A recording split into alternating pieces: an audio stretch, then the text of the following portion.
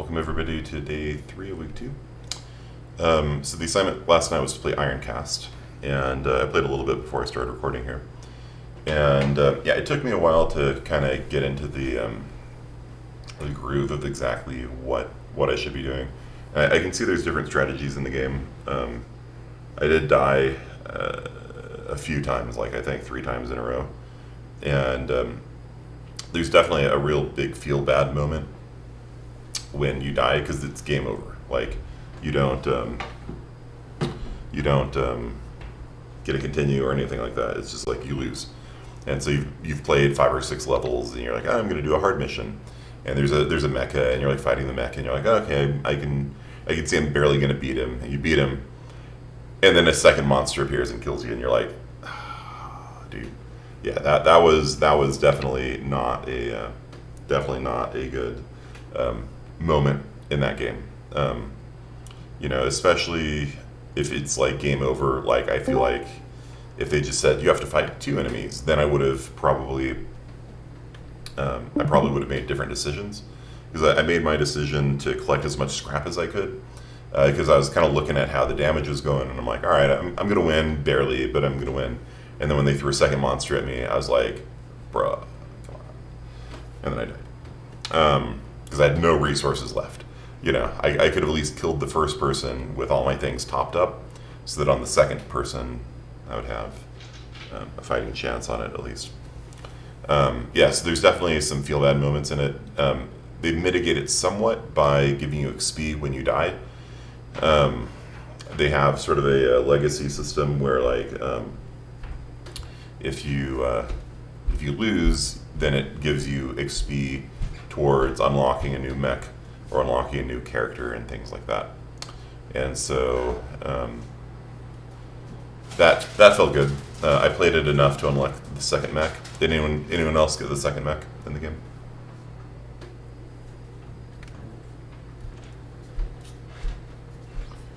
Yeah, and figuring out how not to die is also somewhat tricky.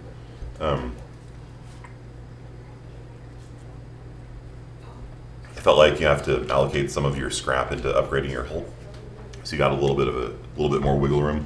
It's not actually that great an idea to increase your max health, because you have to pay scrap every time to repair it. So it's much better not to get hit to begin with. And the way you do that is by maximizing shields or maximizing your dodge. Dodge is better against the single shot, big damage weapons, and shields, because they reduce a flat amount off every hit, they're better against the rapid fire weapons. And so the approach I took was to maximize shields, and then I would take out their big single shot weapon by blowing it up as quickly as possible. I usually take some shots in the meantime.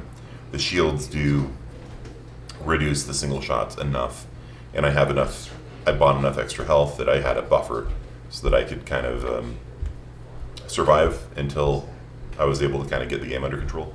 And then once you get them in a place where, like, you've blown up their weapons, all the AI will do is sit there and repair their weapons. And sometimes they get enough resources to repair and shoot you in one turn. But like the boss, the Tower of Renault or whatever it's called, the second mech is the first mech you unlock. Yeah, it's an energy based one, where if you make 6 matches of energy, it reduces the energy cost of your next shields or walk by 1, I think, and it increases the damage of your next energy attack by 25%. And so what I did was I got a big single shot energy weapon. I matched 6 energies, raise my shields to max, and then you can't fire on the first turn, which is kind of an interesting. You get to go first, but you can't fire, which is kind of an interesting trade-off to me. And then I would proceed to shoot down their big single shot weapons, and I stack damage on that thing. If I have an overcharge, it does an extra 25% damage, and then I have some other thing, and so basically I can like sniper down their big shots. And every time you level up, you get more abilities and more augments and things like that. And so figuring out how to stack those in different ways that were interesting it was not bad, at least for me. But yeah, the early part of the game where you're like just dying and you don't really know what's going on, it's kind of rough. It's kind of rough. Like the early game is pretty tough. And I feel like one of the students who went into battle without repairing, like, yeah, there's literally no benefit to doing that, because you just have to repair yourself the next game anyway. Like, it doesn't save you any money or anything. So I feel like the game should warn you if you're going into battle not fully charged. There are some missions where you don't fight, and so if you're damaged, you could feasibly do those and take the scrap that you get from them to repair your mech. But by and large, I feel like the repairs should pretty much be automatic. The only reason why I would not do it is like if I really need to buy like a new shields or something, and I might keep a little bit of damage on me in the meantime. I can figure out how to get the red shield so I can absorb shots. It's random. So every time you kill an enemy mecha, you get a random component. And so, like I was saying in that last mission I did there, if I was playing that for real, I would have dragged it out and destroyed the enemy mech, collected extra scrap, and just sat there and farmed. Those levels I really like because the difficulty is not hard. All you have to do is collect 8 of those boxes, and the boxes match with anything, so you can just kind of pick them up along the way. The hardest part was actually when I was farming it, like half the level was boxes. And I'm like, no, I don't want to get any of you, and I had to make sure not to click on them by accident, stuff like that. And you have to do, well, I don't know if you have to, but doing harder missions, because there's a boss fight, and so you have to get as much as you can prior to the boss fight. And so doing hard missions that allow you to gather more resources are probably optimal, but then when you think about it, if they do more damage to you, it costs you that extra scrap anyway. Like hard missions usually only give you like 100 extra scrap, and you usually take more damage than that. So I sort of avoided the hard missions until I got to a point where I felt like I was pretty survivable. Like I have a repair thing on my mecha, so every so often I can repair myself. And yeah. Okay, so that's game design. I don't know what kind of overall grade I'd give it. Like I said, there's a couple things that I would change. First of all, is a warning if you go into battle not being repaired. I don't know if that's in there or not because I always repaired it, but I know one student complained about forgetting to repair. And then the feel bad of dying early on is pretty harsh, and I think that's enough to get a lot of people to quit the game. Like when they die and it's just like game over. I would think about doing something like that. Somebody proposed like losing half your stuff or something, and you can't, because that's a trap, because then you're not going to have enough stuff to fight the boss. So you have to do everything you can to make yourself strong. Yeah. Do you know what happened to my water bottle upstairs? Grab that one. Thank you. Yeah. Okay. That's Ironcast. So we got a lot of stuff to talk about today in Unreal Engine. So go ahead and fire that up. I was working on it last night. You know how I was telling you guys that I was kind of bugged by the tiling of the textures. Like you can see how the cliff face here is tiled. You can see the same picture over and over again on the cliff face, and it kind of bothers me. Moss is the same way. The moss is very repetitive. Moss is not quite so bad because there's not like these lines you can see in the cliff face. You can see over and over again. It's alright, girl. It's fine. If you're interested in academics, video games, it's fine. The moss isn't quite as bad, but the grass is pretty bad also. And so you'll notice the grass now does not tile. So I cleaned that up last night and did that, and then I also painted some roads onto the world. You notice the road is tiling also, so I can fix that too. I took out the trees that I put in last night because the engine was complaining about them, and I was just getting annoyed at the warnings, and so I got rid of them. I did have a cool little enchanted forest set up here. You notice I might have put in some fog, and I had some trees here, and I put some lights to kind of light it up a little bit, so it kind of looked cool. But I was getting super annoyed by the engine just spitting out errors at me, so I took them out. Blender? No. Okay, so how did I do this various stuff? So first thing is fog. And there is a couple different kinds of fog in Unreal Engine. I also modified the panning speed of the lake, so you notice how there's no more of those really fast, high-frequency waves traveling across the lake. I've made the waves move fairly slowly on it now. Okay, so there's two different kinds of fog that you can add to Unreal Engine. Technically three, except one of them is a subclass of exponential height fog. So your level right now should have atmospheric fog in it. Atmospheric fog is a little weird. It actually adds the sun disk of all things, and it adds fog the further things are away. So if you search over here for atmospheric fog in the world outliner, top right corner, just search for atmospheric fog or Atmo. You can see all these things here pop up, and so the start distance down to 100, ground offset, I'll pull it up, and you see it kind of adds this layer of fog to everything. You can make it more dense.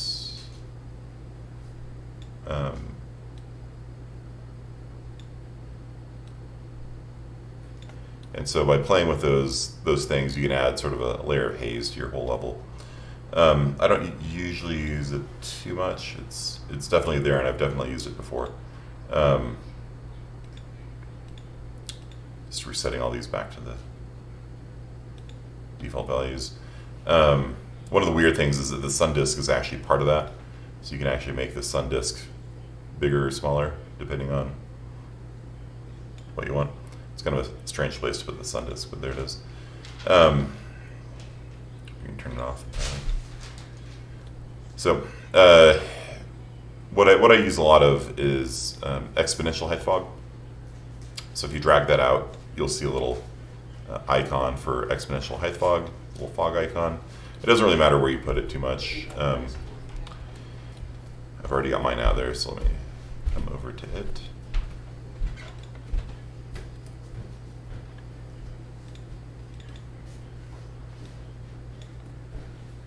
If you hold down Shift when you move something, it slides the camera with it, which is kind of a fun thing.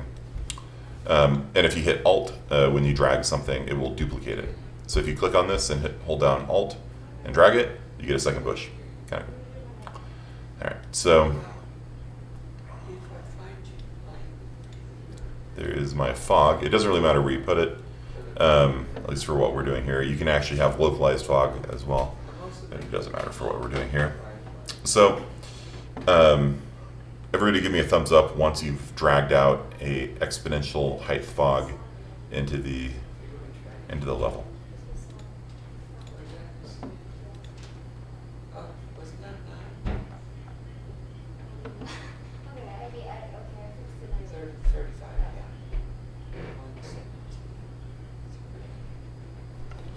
It's not popping up. If you search over here, you have to go to the Place Actors tab and search for fog, and you should see it appear here.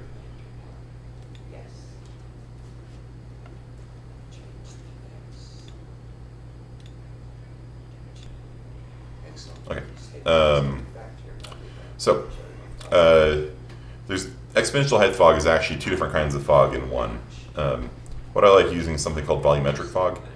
You can see when I turn it off, it really changes the look. Like you can see there's a little bit of haze back here.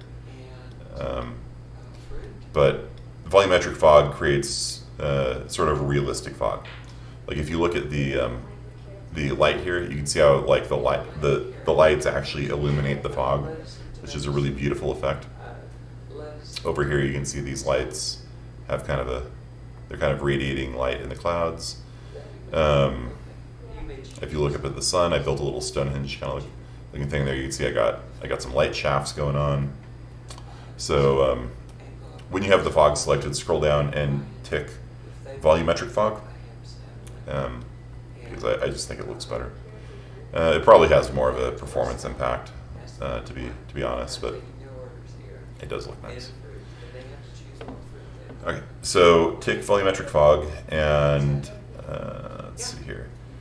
drag around these things here. So the extinction scale, the view distance, scattering distribution is whether the light scatters forwards or in all directions. One means perfectly forward.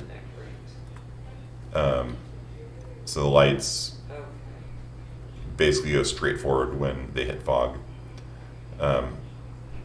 which creates like light shafts and things like that kind of easily. But it sort of makes the fog hard to see because the light doesn't really scatter off the fog at all. It looks a little weird too. So if you want light shafts, like a 0.8 is pretty good. If you want a more diffused fog, a lower scattering distribution, you'll still get some light shafts, but you can see how it's way less intense because the lights kind of go in all directions, and you get sort of a murkier effect. You can change the color of the fog.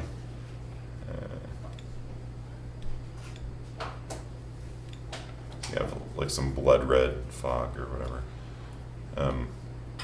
In the VR game I made, I actually used the fog to tell the player how much health they had. So I built like this fog animation system where the fog could roll in and roll out. And when you died, the fog would roll all the way in and encompass the camera. It looked pretty cool. And the more damage you took, the more bloody the fog got. And so you didn't need to like check your health or anything. You just kind of see, oh, shoot, fog's pretty bloody right now. Yeah, okay. I'm taking damage, I'm taking damage, I'm taking damage. You know, you could tell just based on the color of the fog how hurt you were. And I thought that was a kind of cool system. Somebody calling for help? Really? I don't know. Check. Okay. Okay, so the extinction scale, you can see as you drag it up and down, you can make thicker and thinner fog. So just pick something that looks good for you. The view distance, again,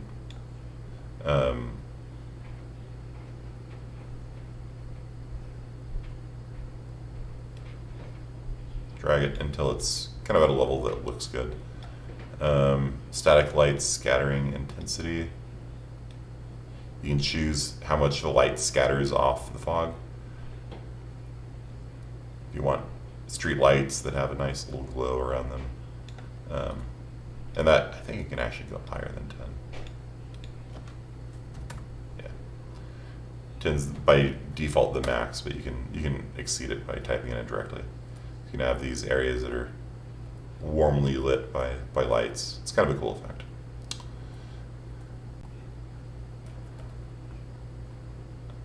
So lighting and fog and sound and music, they're all used to control the mood of a game. If I'm walking around in a game and I've got this like hazy, warm, glow on it, like that's a very different effect than if it's flickering blue light or something like that. Like lighting is one of those things you really want to think about carefully and deliberately to see what kind of effect you're creating. Create some light shafts up here. So I just took a couple boxes and stretched them out and used it to create a little Stonehenge looking thing. You can see that it casts shadows down here, and also you can see how the sun produces light shafts. You might need to come up to the sun, and the sun, atmosphere, sunlight, cast shadows on clouds, cast shadows on atmosphere, cast cloud shadows. Let's see. Bloom. Okay, light shaft bloom. So the bloom doesn't really look very good in Unreal Engine. So if you turn that on, you see it gets this weird alias effect here. It doesn't look good when you're looking right at it. It looks kind of good from the side a little bit. You see this down here when I turn light shaft bloom on? As long as you don't look directly at the sun through a thing like this, it looks fine. But when you look at it through an aperture, it flickers. So it's one of those things you have to think about. Only us four.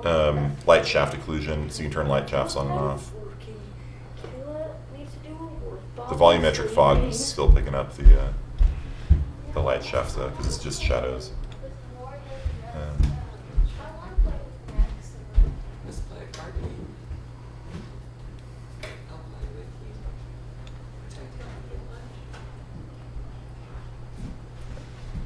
you. And so this is called a screen space effect.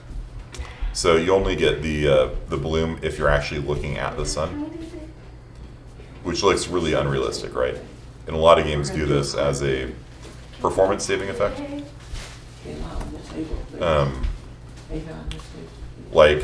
Sometimes they'll only, like, let's say there's an object over here and it's reflecting off the lake.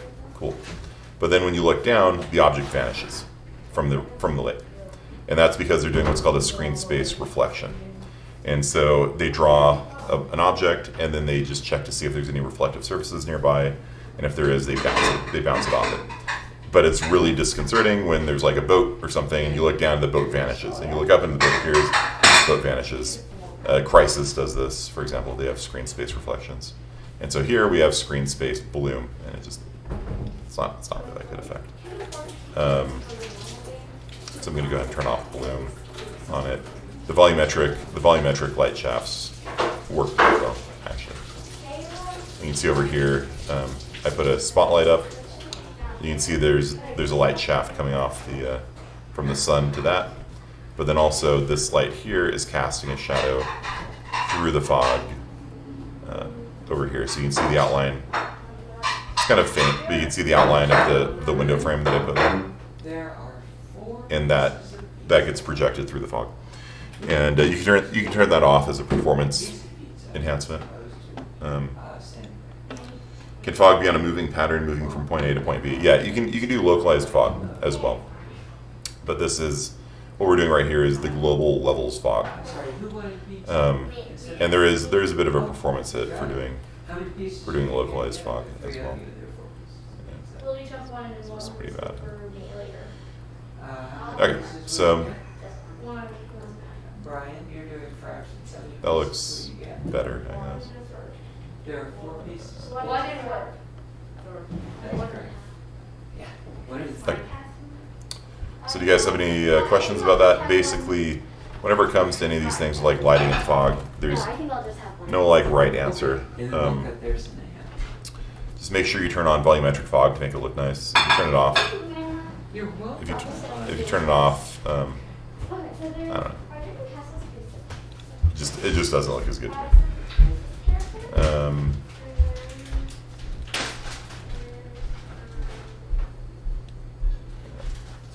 Turn the fog down a little bit. Okay. So you get a little bit of haze in the air, but it's not going to obscure what you guys can see. I also deleted some of the boxes here as well. Okay, so you guys have any questions about that? For your next homework assignment, you're going to need to make a landscape with fog and lighting and some other stuff. So make sure you guys understand.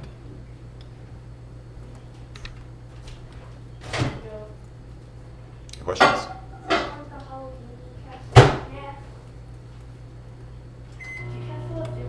Okay, we'll move on. So you might be wondering a couple things about what I did last night.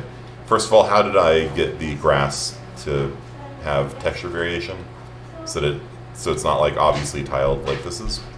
Would you guys like to learn how to do that so the grass looks a lot nicer? Okay. So yeah, like you can see the moss here is very tiled as well. So the really annoying thing about Unreal Engine is, as far as I know, you can't actually import a material into another material directly, which would be really nice, because then you could just like lurk between them and be like, all right, there you go, done. It would be like 3 nodes. Instead, it's a process. So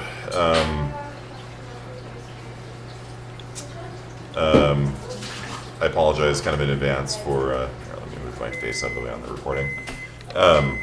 Sorry. It's fine. It's kind of a process. And so I sort of apologize in advance for the number of steps this is going to be. Basically, it involves copying and pasting the entire material. So we got here moss, right? So I'm going to double click on the ground moss. And one of the nice things about the starter content is that all of the, you can actually just sit there and look at how they did everything, right? So they used a Fresnel effect, which, if you've ever seen like a prism or like a quartz, you know how light bends through it. So you can actually do that. You can actually create materials with a very strong Fresnel effect, and it'll actually refract light through it, and it looks really nice. Like it's a cool, like Unreal Engine does a lot of stuff for you. Like when I was making my own game engine, I would have to code that myself, and I'd just be like, nah, it's too much work, you know. So when you make a game using Unreal Engine, you get things like refraction. Just they're done for you for free, and they're actually using it here to just make the moss look more interesting, which is an interesting take on it. And so over here we can see that the moss is actually 3 different texture patterns, and they've got text chord 1-1, so standard scale, standard scale, standard scale. Oh, they're multiplying it by 0.2, 0.05, 0.02. So this is large scale. So this is going to be scaled up really big. This is going to be scaled up medium size. This is going to be scaled up a little bit. And then they're adding 0.5 to each one of these things. The pizza's cooked. And then they're multiplying them together. They're multiplying them together. So they're doing a lot of adding and multiplying. And so what they're doing is they're mixing these 3 different texture patterns together. And all the texture patterns, if you look at them, they wrap around top and bottom, left and right, so you don't see a sheer edge on them. And by having this guy repeat 5 times per second, or sorry, the other way around, once every 5 tiles. This one repeats once every 20 tiles. This one repeats once every 50 tiles or 500 tiles, something like that. And they all wrap around and they all mix on top of each other. What happens is that it creates an effect where you don't see the same picture appear over and over again. And then the result of this goes into the roughness. So it's actually used to lerp the roughness. So the more bright areas are more shiny, more rough, and then the darker areas are more shiny. This is the actual moss pattern here. And so that moss pattern is just getting multiplied by these noise patterns here. And so the moss gets multiplied by the noise pattern, and then it runs through this Fresnel effect, and then that's the color. And then over here we got the normals, and the normals are probably doing something along the same side. Okay, so I don't want to have to recreate this from scratch, so what I'm going to do is select all of that and hit copy, Control-C. Okay, so step 1, open up your material. Step 2, select all. Step 3, copy. Okay. Would you like to apply the changes to moss? I hope I didn't change it. Okay. So I've got it copied. I'm going to come over into the bill folder. And inside of, I'm going to right click on the content browser, and I'm going to right click and choose materials and textures, and I'm going to choose material function. So what I'm going to do is I'm going to turn this material into a material function. Material functions can be used by other materials can't be. And it's kind of annoying that, I don't know, maybe there's an easier way of doing this. I don't know. I haven't seen one. So I'm going to right click on the content browser, choose materials and textures, choose material function. And I'm going to call this moss mat function. And I'm going to double click on it. Okay. The ladder over the wall was very dangerous on the outside. So the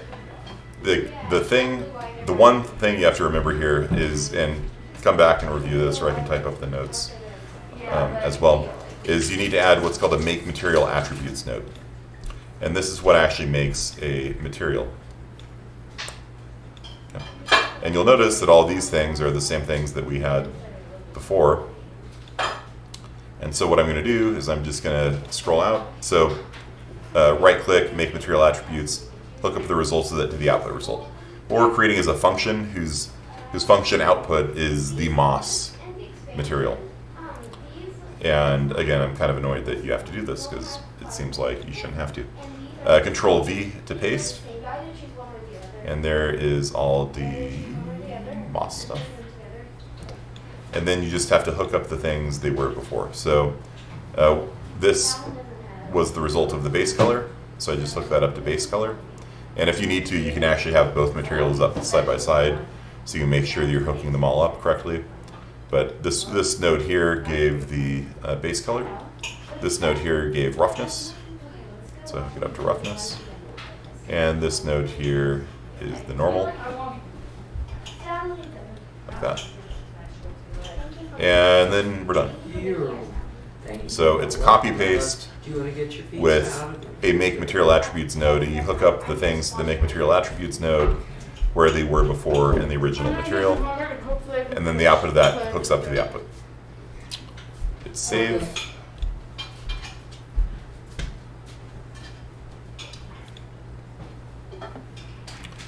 And then inside of your landscape material,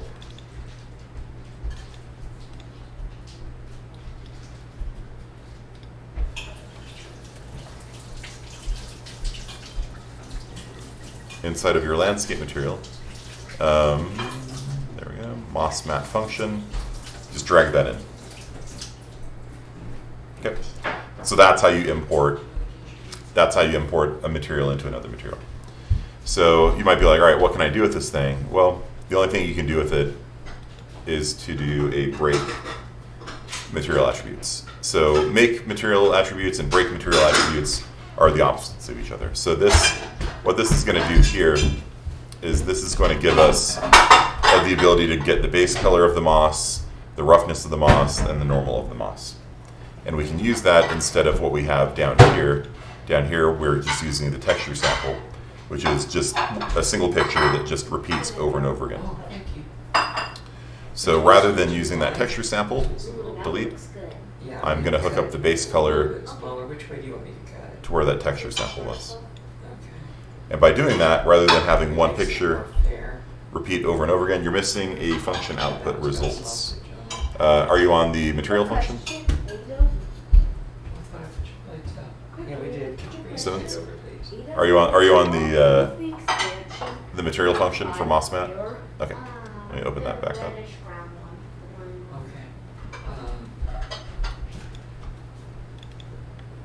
So after you've copied and pasted all that stuff over, you need to make a MakeMaterialAttributes node, and you have to hook that up to output result. So if you pasted it, output result might be somewhere within all of the stuff that you pasted. So it's going to be this sort of purple-blue color. So you need to find that node called output result, and once you've hooked up the copy-pasted stuff to the color, roughness, and normal, you need to hook the output of that to that node output result.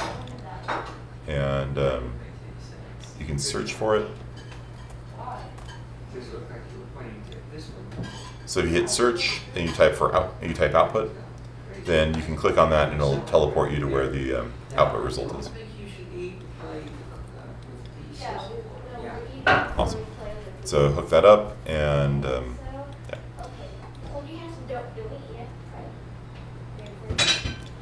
One thing that I found that I really like is that if you select multiple nodes, you can align them so that they're aligned with the tops aligned. You can align them so that the connections are straight. Pretty cool. Pretty cool stuff. All right, so helps. Like you can see, I align these, left align these, and things like that. So once you have your material function done, then you go into your landscape material and you just drag that in. So drag it in. Where is it? Moss mat. You drag it in, and then you do a break material attributes out of it. And so now we can get the color of the moss, and this by itself should be enough Yeah, okay. So over here, you can see how the moss is no longer tiled, but it actually has some macro texture variation on it. Looks a lot better already. Looks a lot better already. It's not quite right because the normal map is not correct on it. And so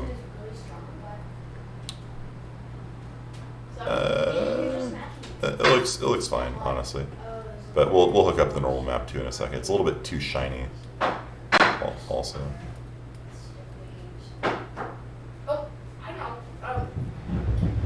So how did you import the moss function? I just dragged it over. When you make a function, you can choose to, with nothing selected, you could choose to expose it to the library, which will make it appear over here. So that's one thing you can do. For me, I don't know, it's just easier to just drag it in. So I just kind of move my landscape material to the side, and I just drag this in.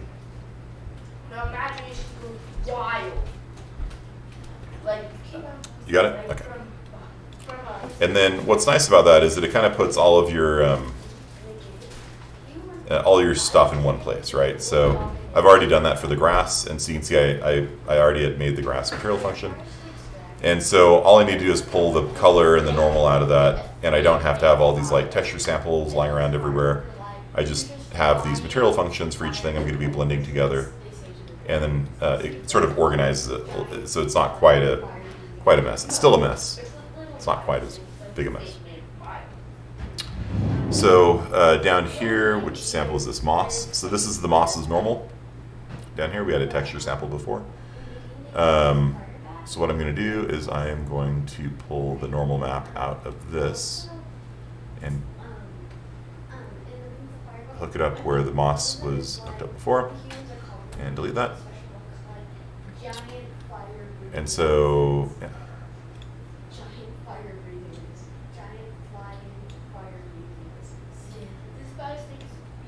I've also been commenting my stuff for you guys.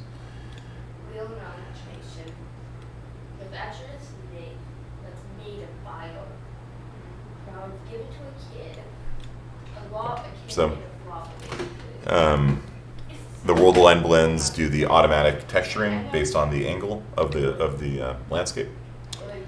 These are the texture imports, and we're probably about ready to get rid of all of those, honestly. And then this is the specular and roughness lerping, and they grab things from the world align blend. And then this part here is for the normals, and we're about to get rid of that as well because we'll do the same thing for the rock. So now that the moss's normal is hooked up, oh, we also need to do roughness on it. So, oh, this thing takes forever to save. All right. So,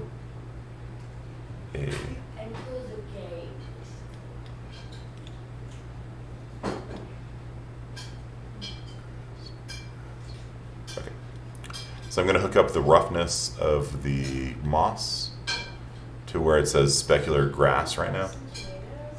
And I'm going to no longer make that a parameter. Oh shoot, not specular. Oops. I'm going to hook up the roughness to roughness, not to specular. How about that? Specular roughness grass. There we go. So that is going to be deleted, and we're just going to get the roughness directly from the material. So we don't have to guess what the right value is. So we'll save that. And then when we go back into our world, it should look much, much better. And then we'll do this one more time for the rock so that you guys can see this process one more time.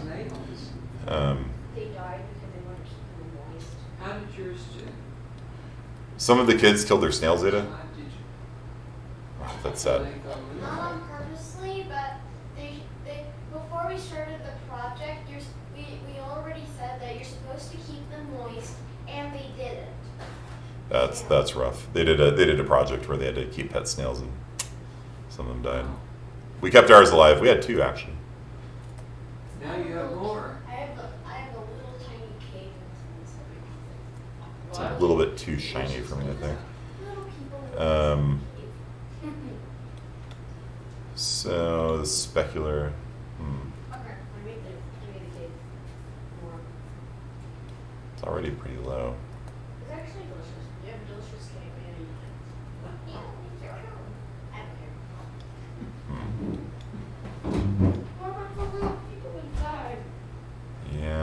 maybe I do want to just override that. All right, I'm going to put roughness grass back. And So she boiled the lettuce and then she would feed it to my snail. is it, that moss looks a little bit too shiny for my taste. I'm actually going to make it even more rough by default. I could change it in the material instance, but that's fine. Yeah, and you can do that. So like you don't have to use all the parts in the material. So I'm actually just going to override it and just be like, nah, I don't want you being all shiny. Looks a little weird. Where did you get this one? All right, so there we go. So Early in the morning. not quite as bad now.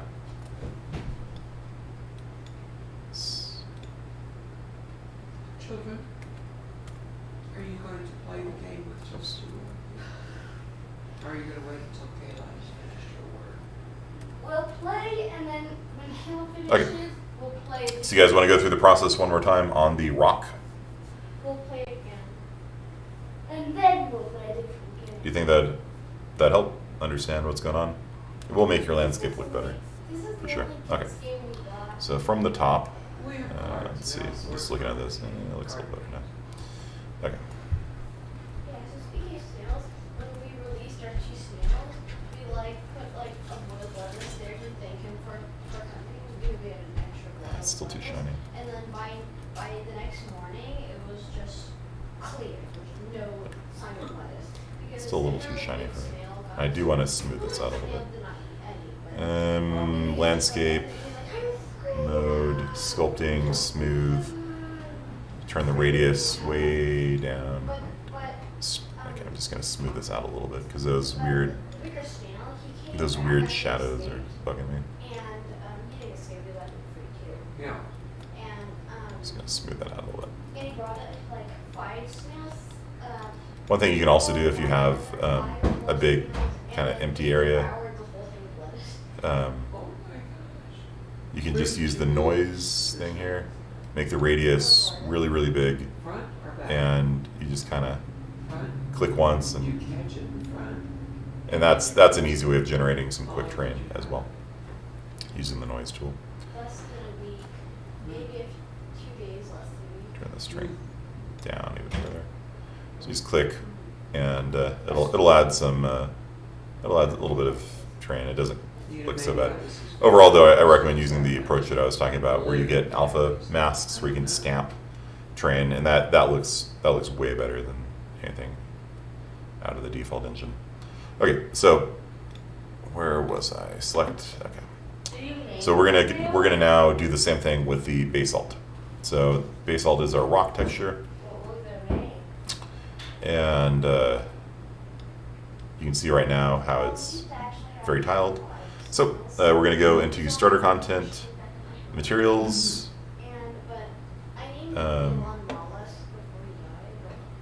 If you're lagging right now, if you already know how to do it, you know how to do it. So I'm just going to go through the process another time. Search for basalt. Double click. Hey, So this Bill, opens. Yes, Mom. Has No, Elon different. Musk died? Did Elon Musk die? Did Elon Musk die? Did Elon Musk die? We don't think so. Why would he die? Is this new? The snail died. Oh, the snail. Oh, never mind. Yeah, we had a snail called Elon Mollusk. Okay, so we go into basalt. Yeah, sorry, we had a snail. We had a snail called Elon Mollusk. Yeah, no, he's still alive. He's still alive. So here's our basalt one. You can see, they're doing the same thing. They're blending together different noise patterns.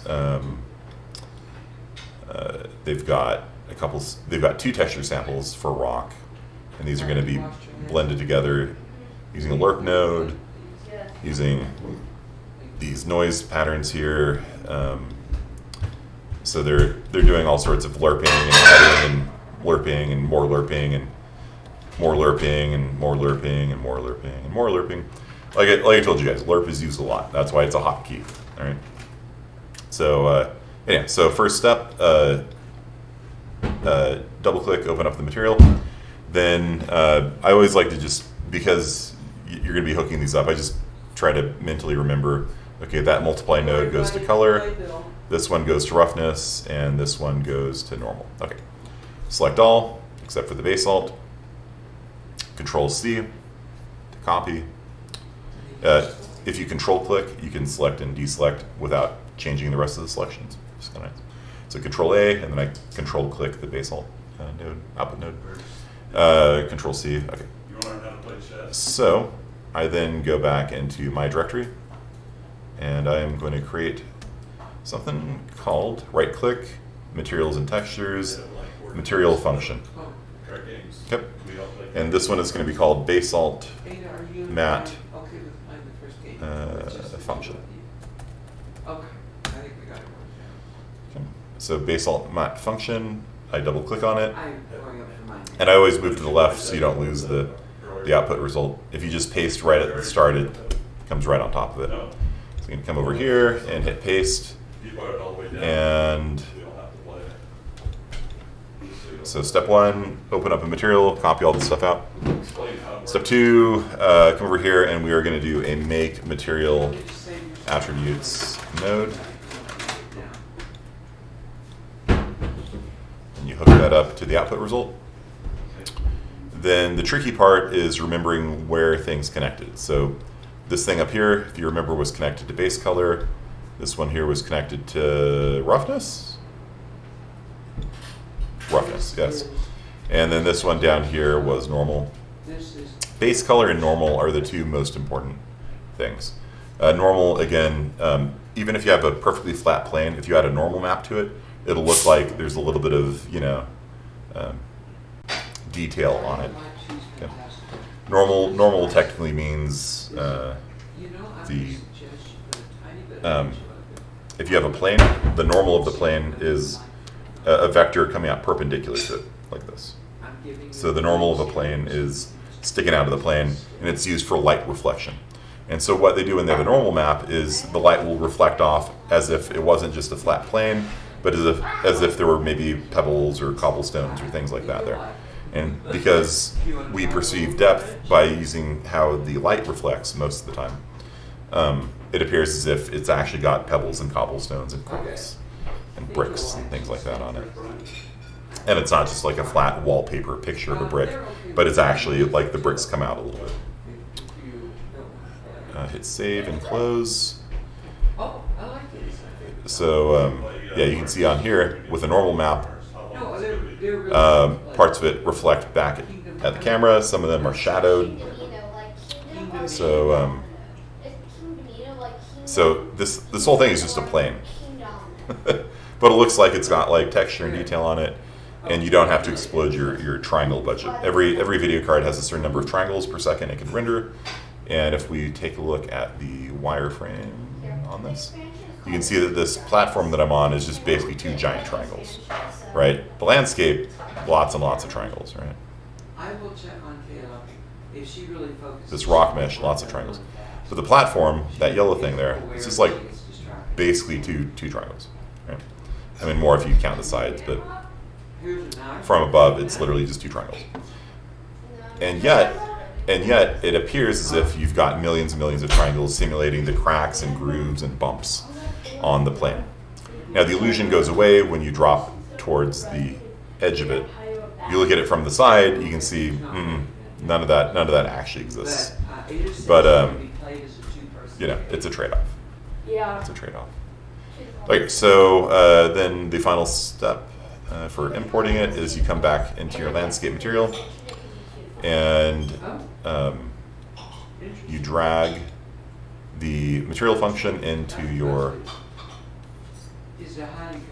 Just drag it over like that. Yep. And then you drag out from that. It hit break. Material attributes like that. And let's move these. Okay, sounds good. Let's move these out of the way a little bit. And I'm gonna enclose this in my comment. You can comment things by hitting C.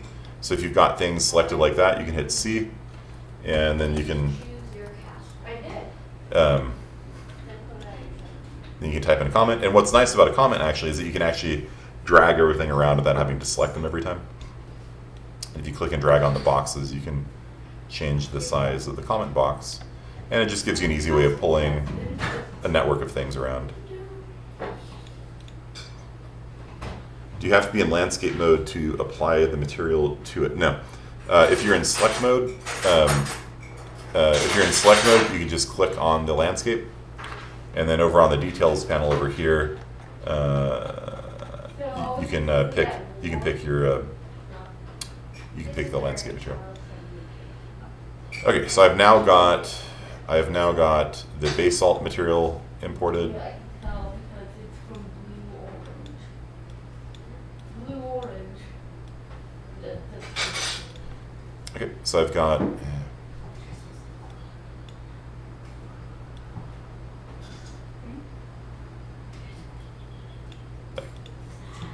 Get everything nice and lined up.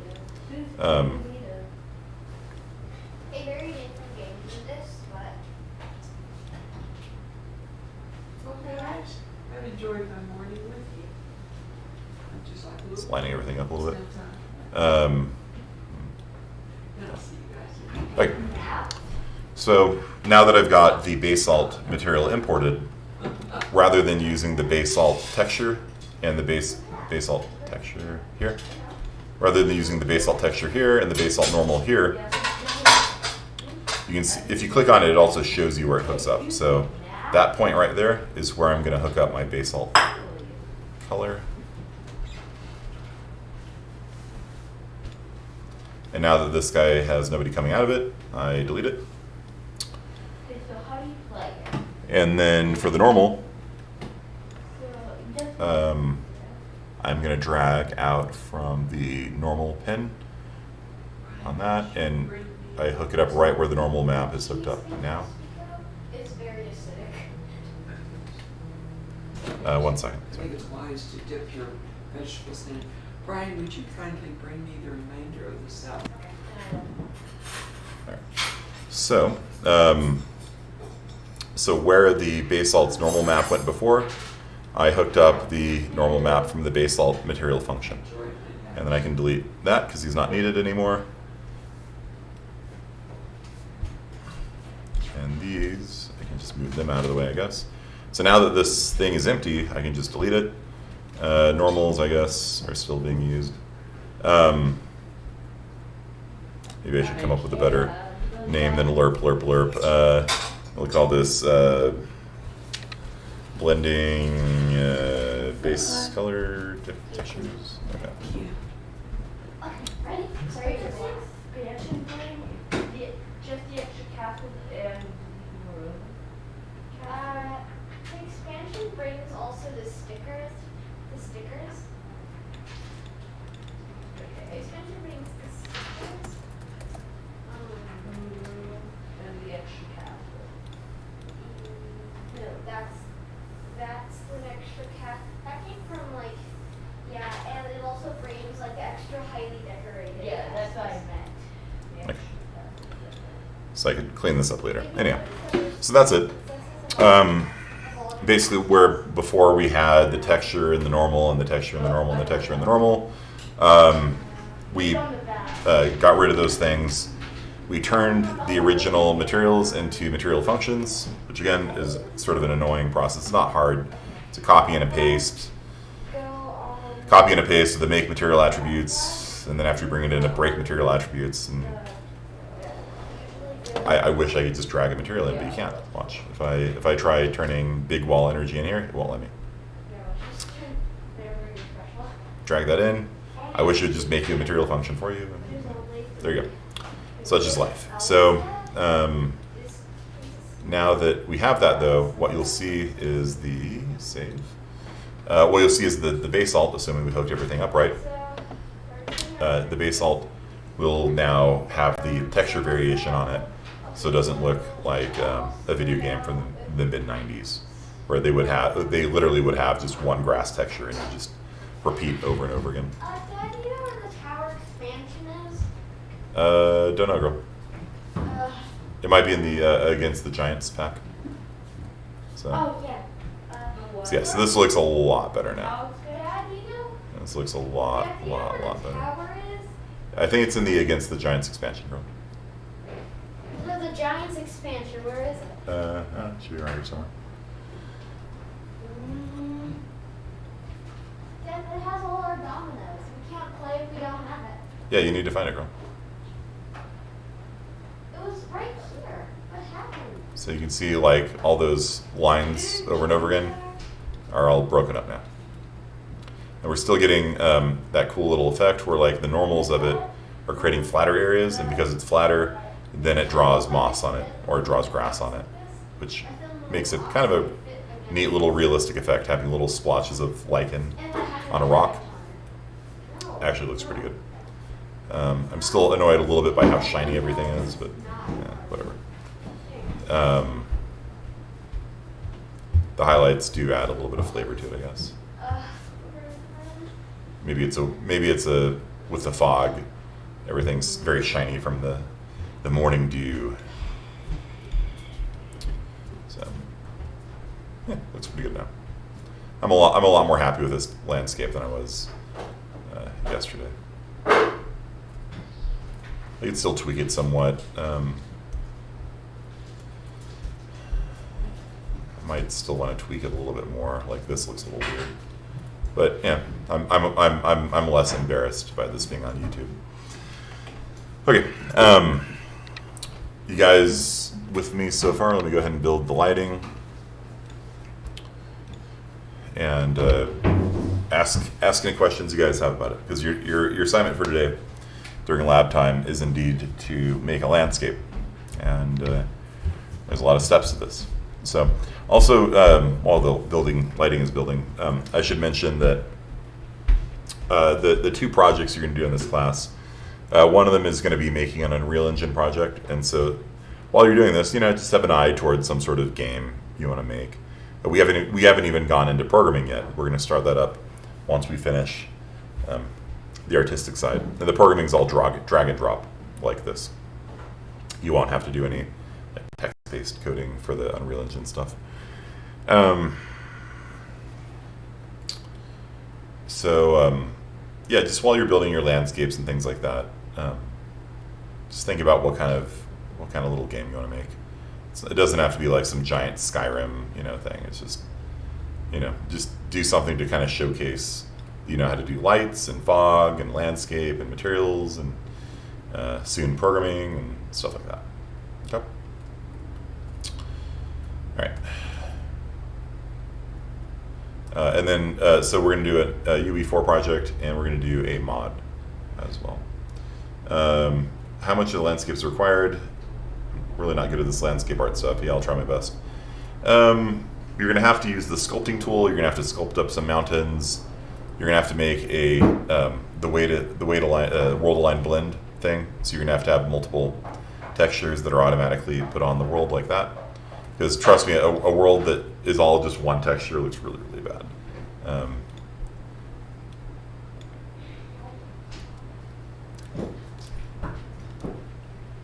This is going to be horrible.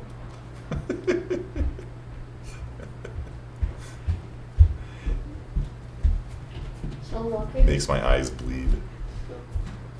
Grandma said it was on the pool table. Maybe it's still in the car.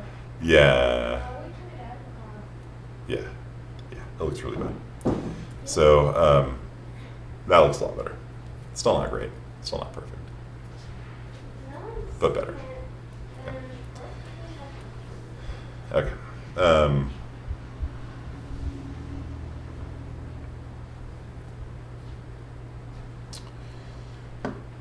Yeah, so world line blend, and then I guess you don't have to import these material functions or something, but it will make it look better. Trust me. And importing a material as a material function, it's just annoying. It's not hard exactly. It's just copy, paste into a new material function, hook everything up to a MakeMaterialAttributes node, hook that up to output node, import that into your landscape, and then BreakMaterialAttributes. And now you've got the material in there. If you don't want to do it, you can just use a texture and a normal map. It just won't, it'll just tile over and over. Okay, so the next thing I want to show you guys is how to add grasses. Yesterday I told you guys to install the grass, the meadows pack. Did you guys do that? Did you guys all get the meadows pack installed? I'm just going to put away the bed. You want to just play with like the characters or something? I want to check on Kayla and then. Remember we went to the Epic Game Store and Again, I'll be checking on Kayla. It's still working slow.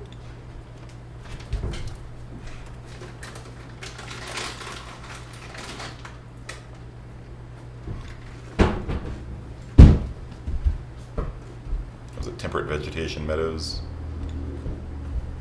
There's actually a lot of these things. Okay, all right. So I'll assume you guys installed it. If not, technically you can do this with any prop. Like last night, instead of using flowers, I used fences just to see what that would look like, and it looked horrible. It was great. It was amazing. Okay, you need more space to install it. Yeah, so you can do this with any prop that you want. It doesn't have to be flowers, I guess. Yeah, but game development is really rough on hard drives, for sure. This one's only about a gig though, so it's not too bad, I don't think. Okay, so actually the first thing I'm going to show you guys is how to paint a road on it. So here I've got a road, and it kind of runs around to the back of the mountain over there. So the first thing I'm going to show you guys, and this won't work for you, is because it's not set up yet for you, is there is a paint tool in the landscape. And you can actually click and drag and apply. I've got a layer set up, a layer that has, nope, not grass, sorry, for road.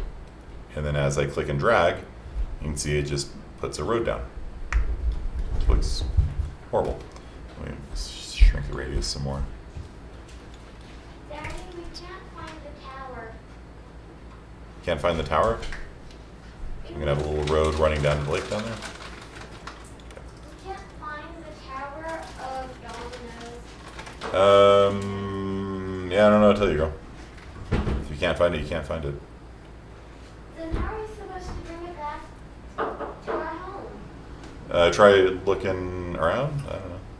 We did. Yeah, sorry, girl. I don't know what to tell you. Okay, so this won't work for you guys yet. And so what I did was I went into landscape mode and I chose the paint tool. And then I have different layers set up.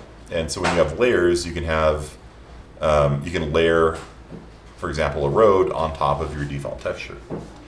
And if you wanted, you can make a meadow layer and you could spray paint a meadow on top of it. And then the meadow would be populated with all of this meadow grass and flowers and things like that. So let me show you guys how to set up landscape layers. This is the second big learning point for today. The first one was how to import a material into a material. And the second one is how to set up landscape layers. Yep. So I'm going to go into my landscape material. And you can see I've already got it set up here. What you're going to want to do is create a new node called Layer Blend, Landscape Layer Blend. So the node here is called Layer Blend, but it's actually a Landscape Layer Blend. Okay.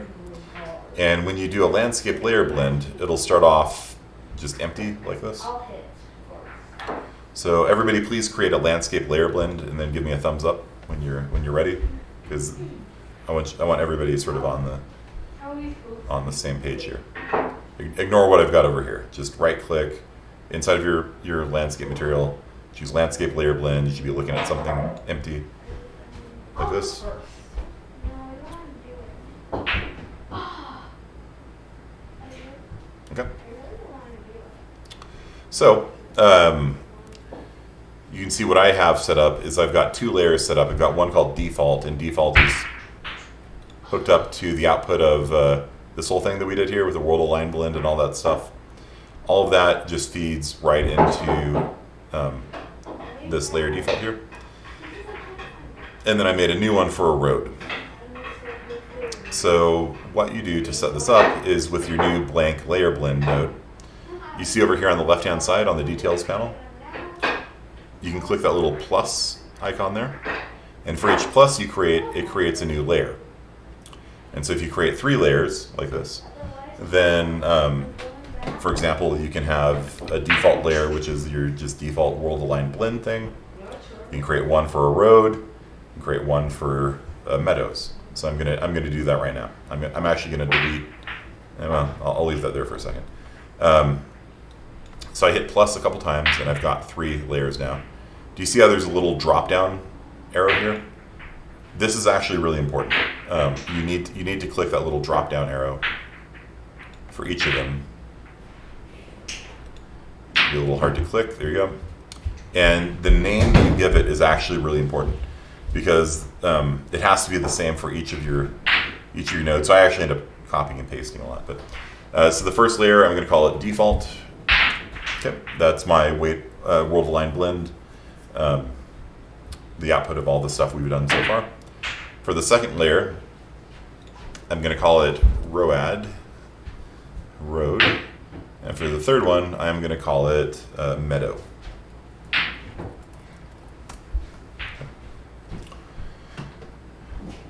And the rest of the things you can leave on the default. Yeah, just leave the rest of the values the same. Weight blend's fine. Just type in default for the layer name for the first one, road as the layer name for the second one, and meadow as the layer name for the third one. Okay, you guys got that? You should end up with something that looks like this. See something that looks like that? Good. Okay.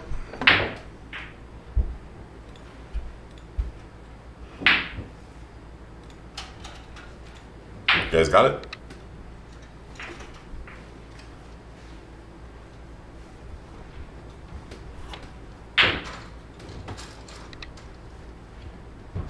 I'll go ahead and pause the recording while you guys work on this. Okay, so layer blend is actually how you create a layer, I guess. And so the output of it, so the output of this one, we're just going to hook up to base color. And the input of it are going to be the 3 different base colors. So for the road, I imported a texture for gravel. So texture sample, create a texture sample. And then I just selected gravel, I believe. Yeah. So I picked gravel _D. And then just hook the output of that up into the layer road. The input for the default is going to be our old input. So whatever we had hooked up before to base color, instead of going directly from the world align blend into base color, it's going to go into layer default now. Okay. And then we're going to need to make one for meadow as well. I guess meadow would be a grass texture, right? So I'm just going to pull the color out of grass and put that in there.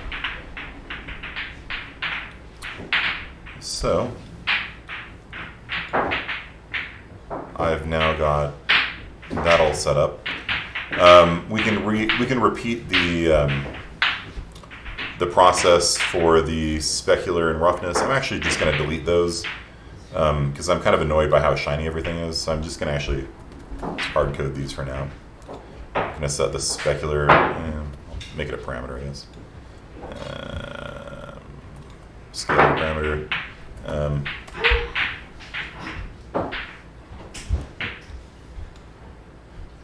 I can come back and put these things back in here.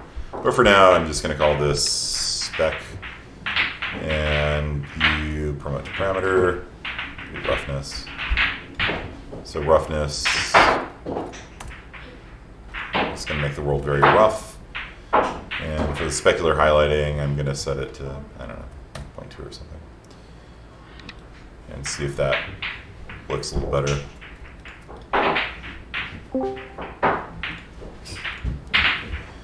But we will need to do another layer blend for the normal maps. Okay.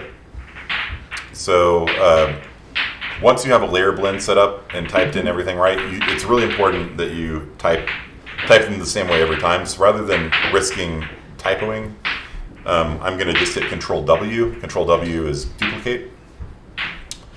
And I'm going to have a layer blend for the normal map as well.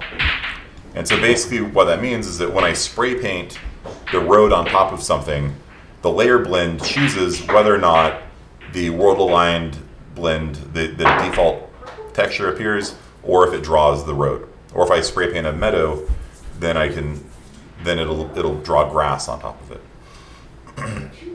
So this here allows you to do that painting tool that I just showed you.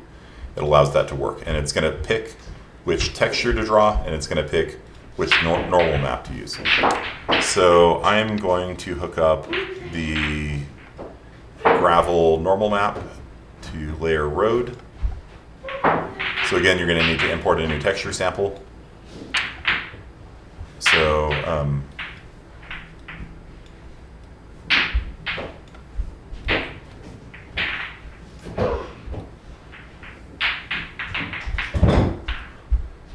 I imported a new texture for the normal map, and I hooked that up to layer road. And then I'm going to take the old normal map that we had here. And that's, again, one of the reasons why commenting is so nice. I know this is my normal map output. And the normal map is going to come into default.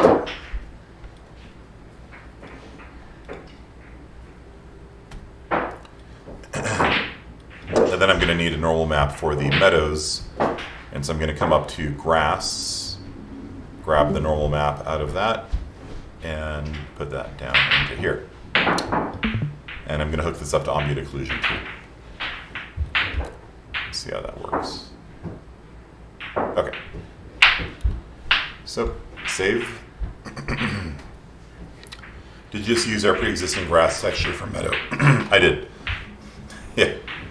So I don't know. It seems. I could have picked a different one. I could have made a new material function, but I mean, to me, like a meadow, it should be grass. So, so what I did was I hooked up the color from grass into the layer blend for the color. So this pin right here is hooked up to the grass, and this pin right here is hooked up to the grass as normal. This is hooked up to the grass's base color. This is hooked up to the grass's normal map. And so the layer blend will pick between the three different layers. Do you want a road? Do you want meadow? Do you want the default? And so without spray painting anything onto the world, it's just going to be default for everything. Okay.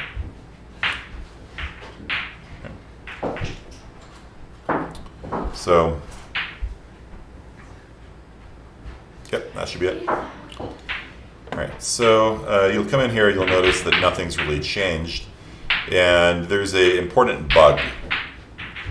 Ooh. That's not good.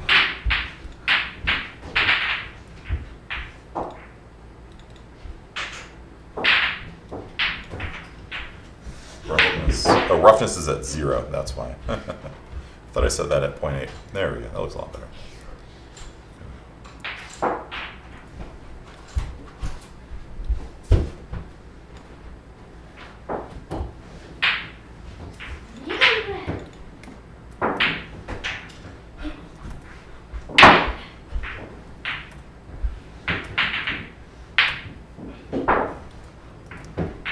So I'm just changing the roughness right now.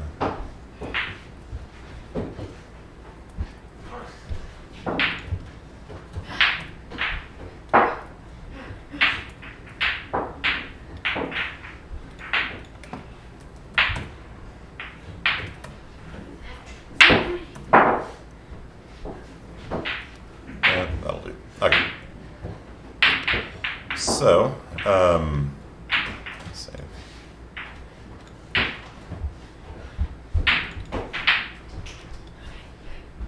the roughness I'll have default to 0.8 or something like that. Okay. You've got 2 layer blends. One is going to blend between the different base colors whenever the thing finishes saving. Thank you. So the input to this layer blend is the base color output from our world align blend area over there. The second one is this new texture that I created for gravel. The third one is for grass. And then I control W it and hook up the world align blend output for normal map. I take the normal map for the gravel, and I take the normal map for the grass, and these are our 3 different layers. And we're going to be able to spray paint things on top of each other, which looks pretty cool. Okay, so I'm going to come out here, and there's a very important bug that I was about to show you guys, which is that go into the landscape mode. So click on modes, go to landscape, and you'll see there is a paint tool there. And you might not see all 3 layers there to begin with. If that's the case, also your landscape probably turns black. Also. Yeah, it's probably going to turn black when you do that. And when you come over to the layer, if you go to modes, landscape, paint, if you don't see any layers here, that's the bug that I was talking about. Sometimes it'll appear like this, sometimes it doesn't. And so what you need to do is reset the material on it. So just drag some material onto your landscape, and then drag your landscape material back onto it. If you do that, your layers will appear. And it's a really annoying bug that's been around forever, and where like layers just like won't appear. Maybe you can try quitting out and coming back in, but yeah, that's the solution. And so it should still be black though. Okay. And so, but you need to get the layers to appear first. And so the way that I got the layers to appear was, again, I clicked on the landscape, and I changed the landscape material to something else, and then I changed it back. And then when you do that, the layers will appear. Okay. You guys all get that? It's like an intense game of pool, like stuff. It's 3-1. Are you guys all staring at a black, shiny, plastic landscape now? That's where you guys should be at. This whole thing should just be this horrible black thing. Black plastic. Good, that's where you should be. Now we resolve that if you get the layers to appear. The layers have to appear though first. You resolve that by, do you see how there's a little plus here called create layer info, create layer info, create layer info? You're going to click on each one of those, like I just made this meadow layer here, right? So I'm going to click create layer info and choose weight blended layer. So you're going to do this for each one of these 3. You're going to click on the little plus, and you're going to click on create a weight blended layer. And just hit OK to save it. And when you do that, your textures will appear. Okay. The weight blended layer saves which textures should appear on the landscape, I guess. That's one way of putting it. Okay. So once you got the layers to appear, click the little plus, choose create weight blended layer, plus create weight blended layer, plus create weight blended layer. Just hit OK for each one, and then you are going to be good to go. Where's Grandpa? Don't know. Can't do that. No. Okay. Leave when there's nothing. So I will give you guys a second to catch up here. Yeah. Okay. I'll go ahead and pause the recording for a little bit and give you guys a second to catch up. Okay. So once you got it set, you can go into modes, landscape, paint, and then you can pick a layer and spray paint it, and it'll apply the default texture here. If I click on road, I can spray paint a road down here. So we each have our own playthrough and keep all the 10 pieces. So I've got a road leading to the Skyrim cave entrance here. I've got a road leading back over that way. I got a road leading down to the lake. The road texture, again, I would probably want to switch that out with a material function. so it doesn't look quite so terrible. Movements are Yeah, and then let's say I wanted to spray paint the meadow. So if I click on the meadow layer, it's spray paint here, you'll actually see it doesn't appear to do anything, right? Because it's already the grass texture. But if I spray paint over the moss, you'll see the moss vanishes, right? And so I can actually use it to spray paint over the rocks over here and turn that into grass if I wanted. But what we're going to do with this meadow texture is we're actually going to have it generate grass automatically, which is kind of cool. You could have the default texture generate grass automatically, but then you're going to have grass growing on the cliffs, which looks a little weird. You can do it, it just looks a little weird. Okay, so I'm going to spray paint a little bit of meadow up in here, and some meadows over here. So I'm just kind of defining which areas are going to have grass growing on them, really. Your spray paint brush is red and doesn't let you pull down new stuff. Do you have the layers all set up? Is your textures appearing?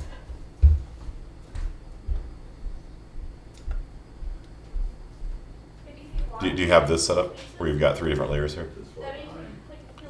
You created the weight aligned layers. Weight. Yeah. Yeah, you know what I mean. You did this. So your default textures are there.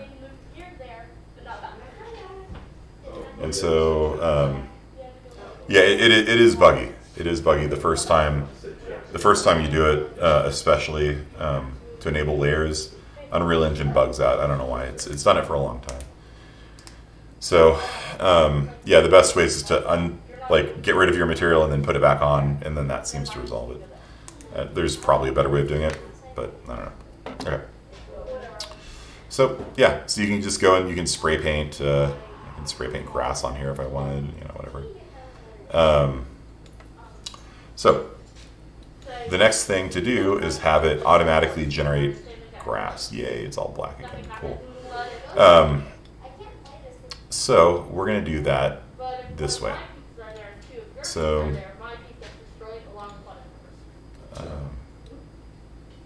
so we want it to set up. We want to set it up so that wherever we have meadow, we want grass to appear automatically. Like if you've ever played a game like The Witcher or Breath of the Wild, they have kind of foliage everywhere, and it looks really nice. So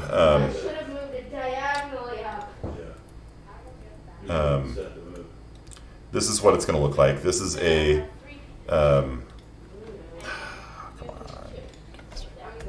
landscape layer sample. So you're going to drag out a landscape layer sample like that.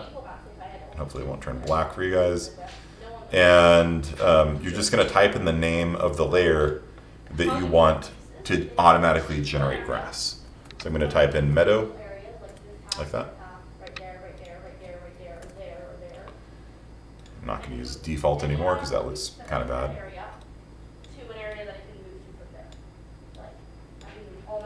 And you're going to hook this up to a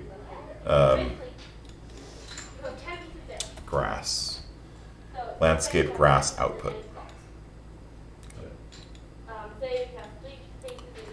But before we can do this, we need to set up what kinds of things are going to appear on the meadow. So I'm just going to delete that for now because it'll complain at me that it's not hooked up to anything.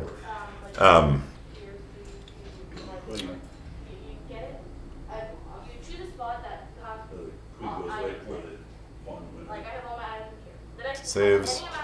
I'm going to show you guys how to create automatically generated grasses next. So first thing we did was we talked about how to import a material into a material. Second thing we talked about is how you can spray paint. You can have different layers in your landscape, and you can spray paint roads, and snow is another good one. So you go up to the top of your mountains and spray paint snow on the top of the mountains, or you can have those generated automatically as well. There's a way to do that too. And then once you have layers set up, then you can have one of the layers, or more of the layers if you want, but you can have one of the layers automatically generate grass, which is a really, really cool looking thing. And so in order to do that, we have to actually create a grass. Oh my gosh, I keep turning black. I wonder if it's... You try ideas and like most of them don't work. Don't worry about the sample just yet. The first thing we need to do is actually set up the grass thing. I did. I lost mine. So, why are you turning black? All right, I'm gonna have to reload. First thing you have to do is figure out how to stop making blunders. So the node is called a landscape layer sample, and so what you're going to do is you're going to basically say meadow, and then you're going to hook that up to a landscape grass output. And so what that means is that you're saying for every spot that's a meadow, put this grass on it. But we need to first say what grass. You know, do you want to have flowers? Do you want to have trees? Do you want to, do you want to have chairs? Because that, you can spawn chairs everywhere there's a meadow.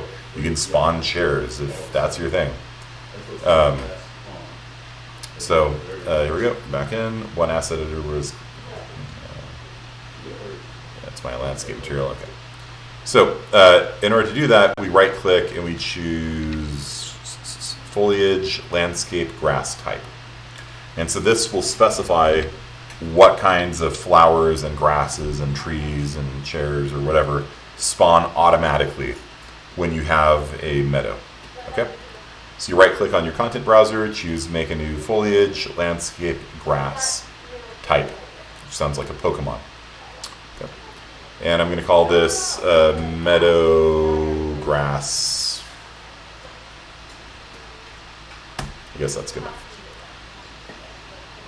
So I created a new landscape grass type, and I named it meadow grass. So again, that's under foliage, landscape grass type. So let me know when you guys are here. You're back in the content browser. You've created a brand new landscape grass type called meadow grass, or whatever you want to call it. Give me a thumbs up when you're here. Don't worry about the landscape node for that, the layer sample and stuff like that for now, because it won't work until we have this. Because you have to tell it what to put on the meadow.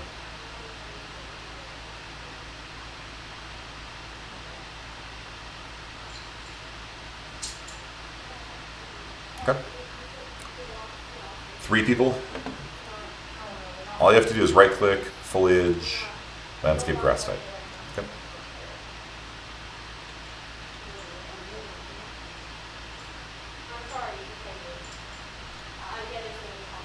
All right.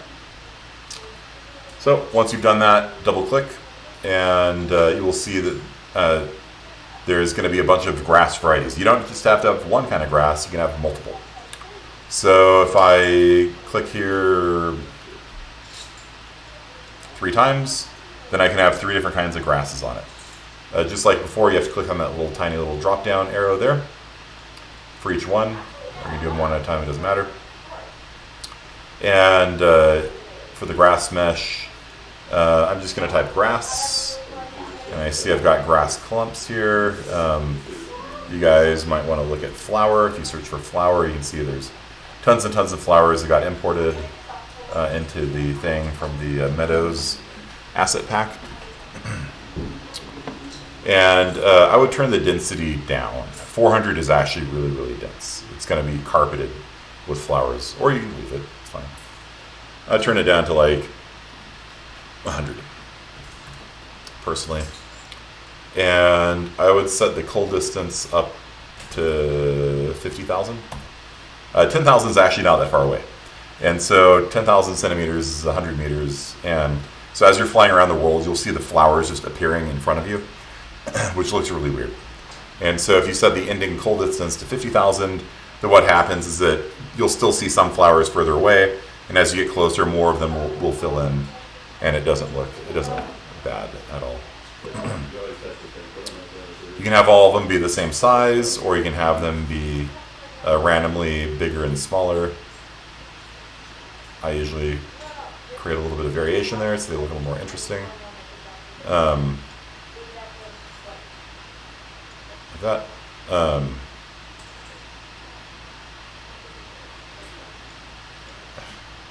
Doesn't really matter. Okay. Random rotation means they'll randomly rotate when they get placed. Aligned to surface means whether or not they always stick straight up, or if they're on a hillside, they come out at an angle.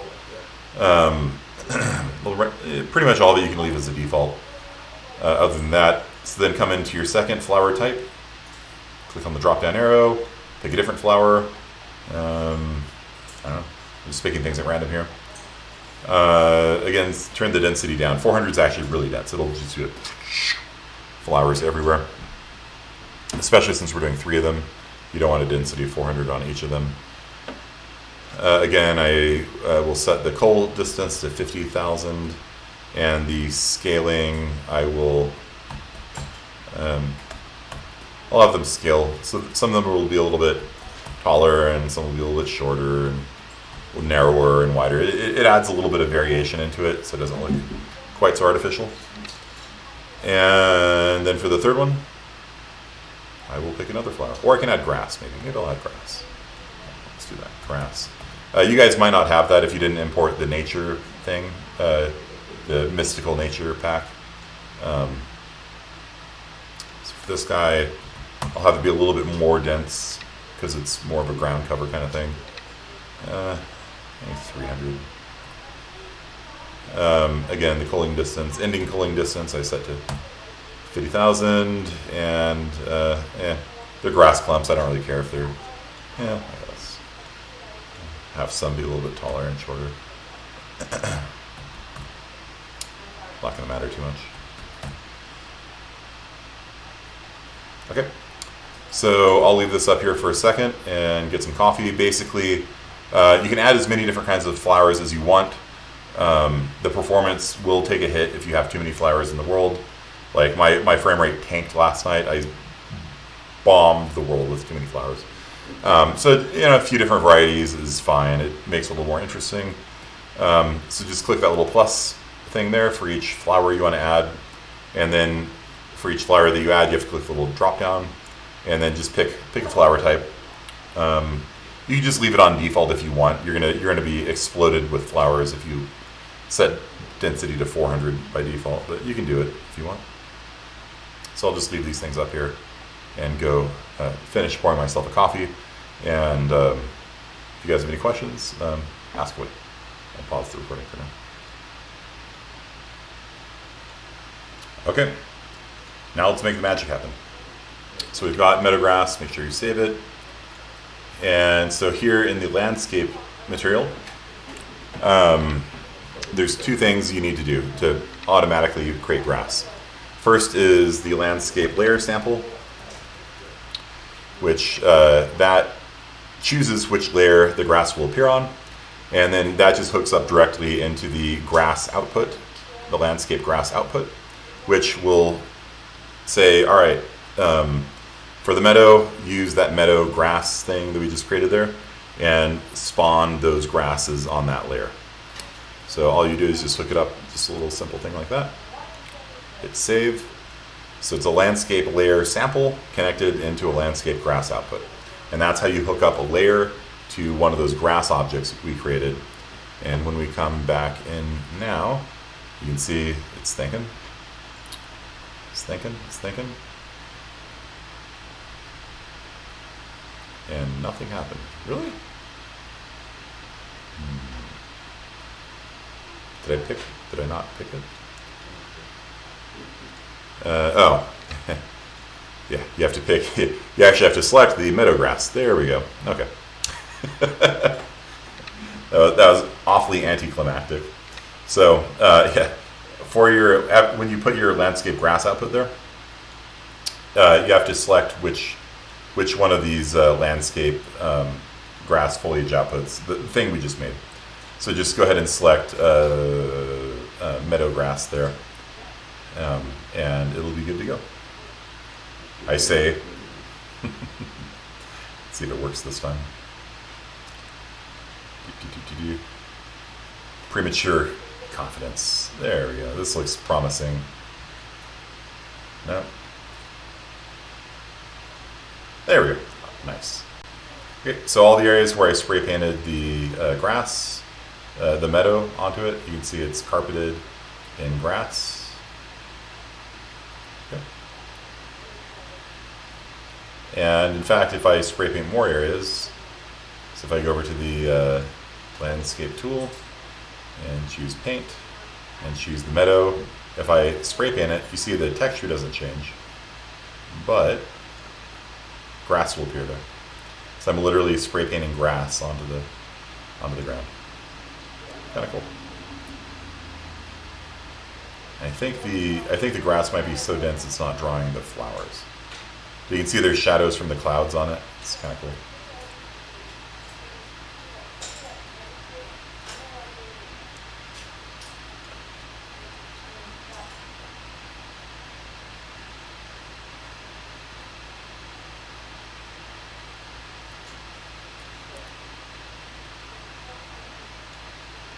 What do you guys think? Looks cool, huh? Come back into meadow grass. And let's turn the grass frequency way down and see if that makes a difference.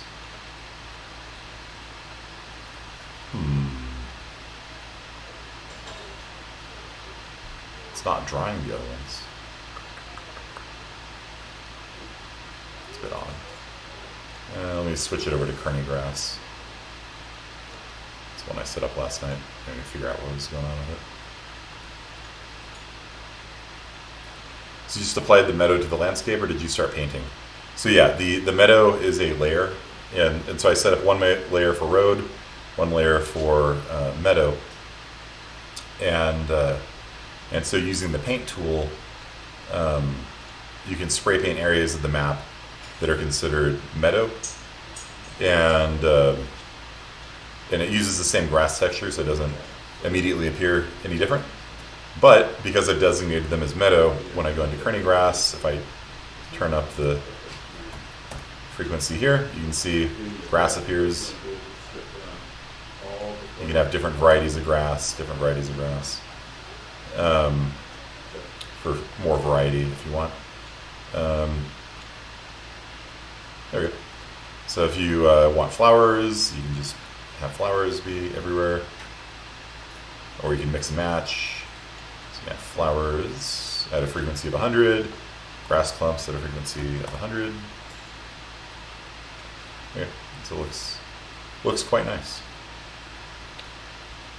It might just be those flowers that aren't drawing. Let's see if I can figure out what's going on with them.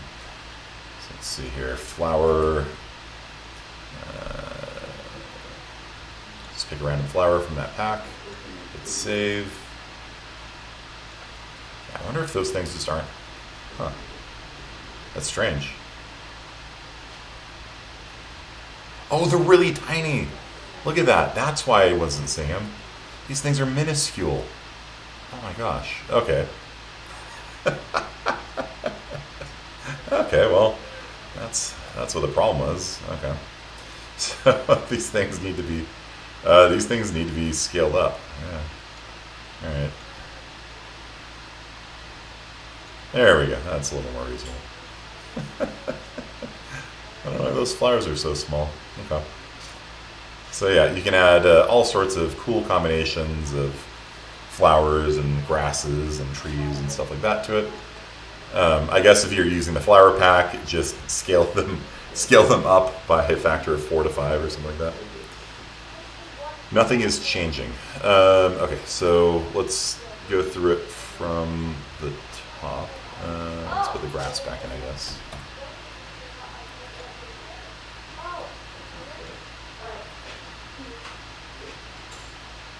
Grass in there. Yeah. Grass isn't really visible right now. And it's really dense too.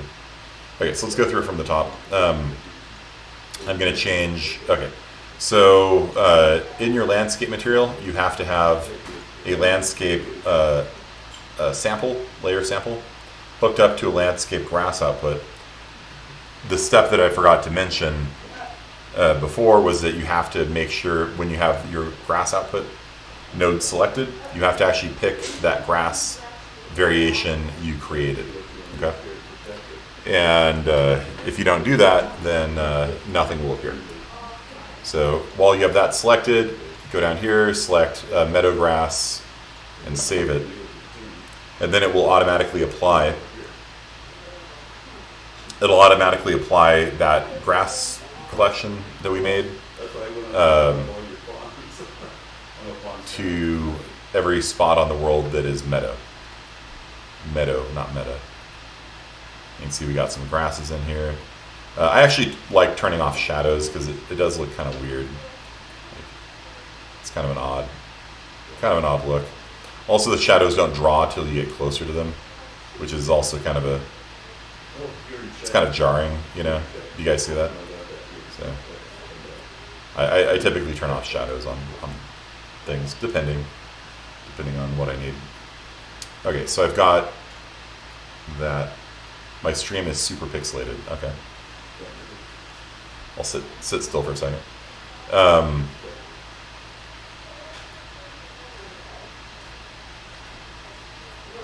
Go to 30 FPS. How about now?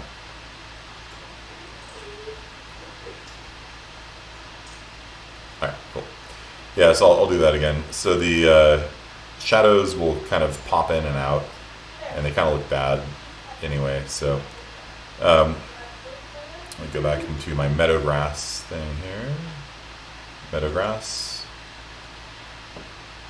So you can turn off shadows on the things. I feel that oftentimes looks better. It's something you have to play with. Sometimes it looks weird if they don't have shadows. And so I'm going to put up the frequency of my grass clumps to 100. I'm going to turn up the size of my flowers to a factor. I'm just going to do uniform scaling and do a factor of 5. And uniform scaling factor of 5, because apparently these things are tiny. What are these flowers for ants? It needs to be at least 4 times bigger. So, yeah, a couple different flowers here. And there we go. So you can see, even scaled up by a factor of 4 times, they're still pretty small. So, got grasses, got flowers, yeah. And you can play with that to make it look really nice. So, yeah, so apparently everything in this meadow flowers pack are just like this big. So, yeah, 5 times scale. Maybe I'll go up to like a 7 times scale and then that looks a little better.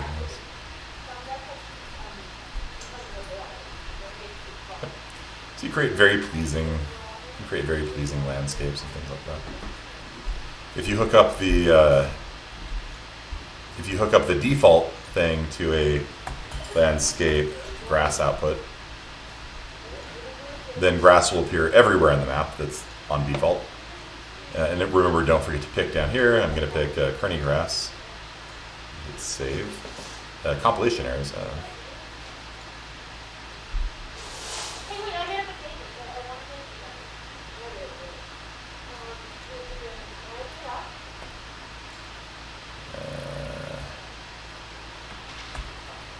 Escape layer sample. Default. No. Default. Save. Compilation errors. What is the problem with it? This material can only contain 1 grass node. Ah, that's unfortunate. Dang it. Oh, so we'll just kill this one, I guess. Okay.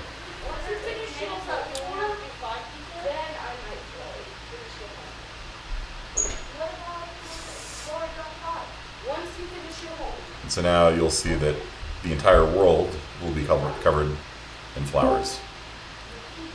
It's compiling shaders. So yeah, quite a dramatic change, right? Quite a dramatic change from what we had before. Little too many flowers, I think. But the meadow now is devoid of flowers. Because I have the default texture make flowers, and so quite a dramatically different ambiance from what we had before. Okay, so I'll go back and not do that and do this instead.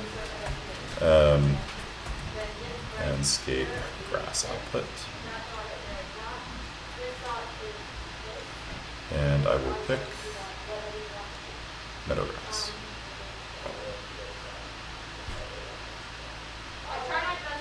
And then I recommend you guys spend some time playing with this, add different varieties, add different densities, things like that. Like maybe this is a little too dense, so I'll cut the density down on this.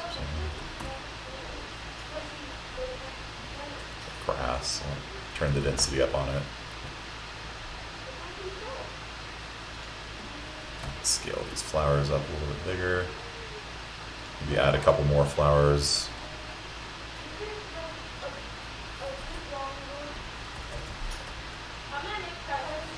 Let's pick a random flower. Density of 100. Scale times 7.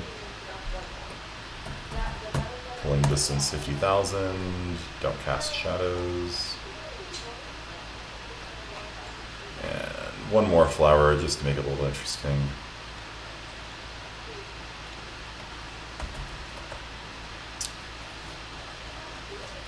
Flower 16. Did I pick that one already? Let's do that. Density of 100. Scale it up times 7. And don't cast a shadow. Okay. So I've got meadow grass set. I got landscape mat set. So now you notice that valley of flowers we have is gone. But if we go over to the meadow, it is now absolutely chock full of millions of different kinds of flowers and things like that. The taller ones are sort of overwhelming all the rest. So I probably want to decrease the density a little more.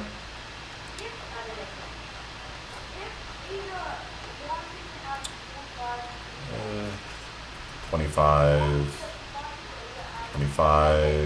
grass, I'll cut down to 100, 25, save. There, that's a little more reasonable. Let's see. All sorts of different flowers and leaves and things like that. What do you guys think? Kind of cool, huh? Kind of fun. Grass is a little bit spotty, so I'll put more grass back in.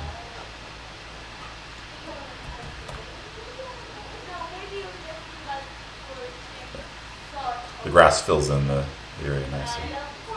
And then where you see through, you can still see the texture beneath it. But it actually doesn't even matter that much. That's kind of annoying. It actually doesn't matter what texture you have too much anymore because the grass just completely obscures it. You know? But you can still see the texture beneath it. Okay, any questions about that? So I think I'll break down the homework into 2 steps. I think for today, you'll need to make the this part, the world align blend, maybe some fog, and then maybe the next day, due on Friday, I'll have you make the layers in the grass, because those 2 things go together, where basically you can pick out a layer and have it spawn grass on it. Okay, does that seem fair to you guys?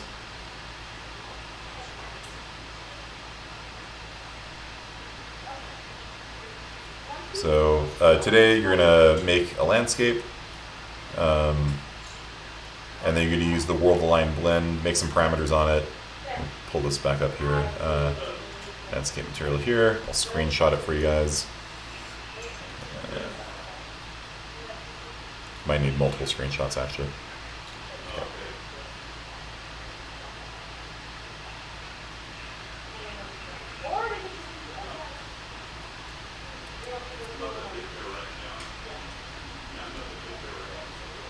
There's a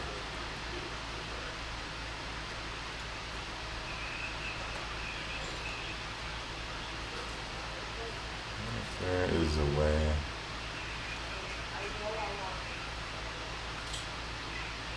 I guess not. Okay, I'll just screenshot it. I was wondering if there's a way you could just like save it as a JPEG. There might be. I'll have to look that up. There you go. So there is the. This is the most important thing. The world align blend. That is what's going to be picking between the different textures. And then you can either just use textures, or you can use these things here. Like that. Without needing to stare at YouTube videos. Okay. And then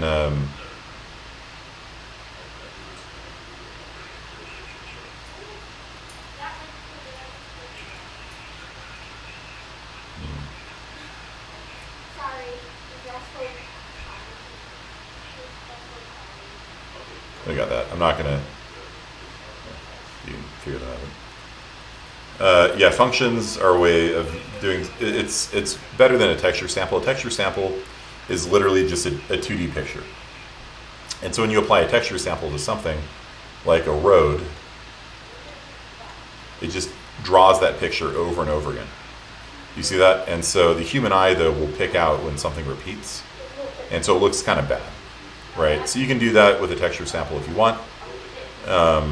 It's not the end of the world. But it's much better when you have a texture like this, where it has some macro texture variation in it.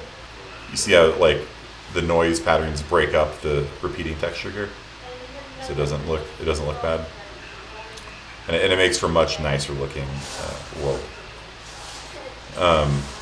So yeah, basically when you have a material function, you can pull out from the base color, and you use that instead of a texture sample. Yeah, good question. So I could replace this one as well, but whatever. And so where we had a texture sample before, I would just look up the base color here instead. And then the lerp nodes are picking between 3 different textures. We've got the basalt, we got moss, we got grass, and these parameters here choose based on the angle of the landscape, whether to do rock, which is going to be the sharpest, moss, which is medium sharpness, or grass, which is flat. And these numbers I set as parameters, so I could create a material instance from it, which is what we did last time for your last homework assignment, or 2 homework assignments ago. I guess Ironclad was your last one. And so by making a material instance, I could drag those values up and down and just see in real time what my landscape would look like if I change it this way, if I change it this way. And then I just put it in a place where I'm like vaguely satisfied with it, and these are the numbers I came up with: 5, -12, 6.3, and -12. It might be different for your landscape. It just depends on, what looks good. And I'm lerping between the base. I'm lerping between the base colors here and the normals here. And the normals come from this part. The base color comes from this part. That's it. Specular and roughness, I was lerping between them before, and then I ended up just getting annoyed at that and just hard-coding the specular at 0.2 and the roughness at 0.8. Again, I would probably not do it this way for real, but it works. So you don't need to do the layer blending tonight. You just need to set kind of this part up. So the output of this node would go right into base color. So instead of the layer blend, it would go right into base color. And the output of this would go right into normal and ambient occlusion if you want. Sort of like you import another material and use all of its attributes. Yeah, except Unreal Engine doesn't allow you to import a material. So, I don't know why. Just an annoyance. And so you have to go through that process of opening up a material, copying and pasting it, make material attribute, output node, and then you can do this, and you break. So you make it, you break it, and it's just seems needlessly time consuming to me. Undo the layer blend stuff. No, you can leave the layer blends in. It's not gonna hurt anything. It's fine. I'm just saying you don't have to do that for tonight. In fact, I wouldn't take it out because whenever you mess with the layers, like it tends to explode. If you got them in, just leave them in. It's not a big deal. Okay. So went over a lot of stuff today, guys. We went over importing materials, adding layers. We did fog, volumetric fog. That's another thing to really play around with and just scroll, drag the sliders up and down until you get something that you think looks good. And then automatically generating grass. So we went over a lot of stuff today. And we're about ready to wrap up our art side of this. Well, I mean, it's all game development is art.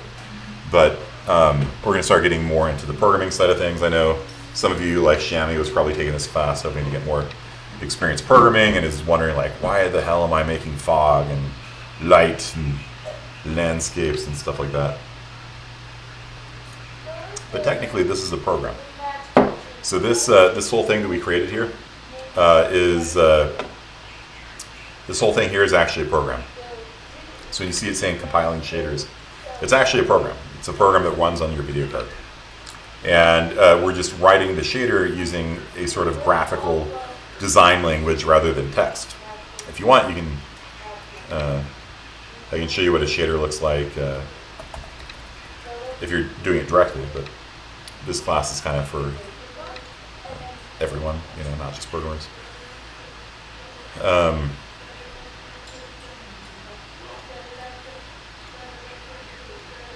Hello.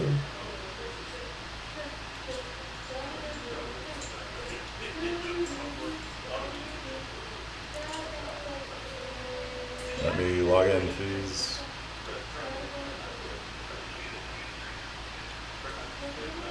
It's going really slowly. Yeah, not just Shami, but this is actually a program. You guys actually created a program to make a material. And if you think about it, this is kind of like an if statement. Like if the thing is steep, use rock. If the thing is medium steep, use moss.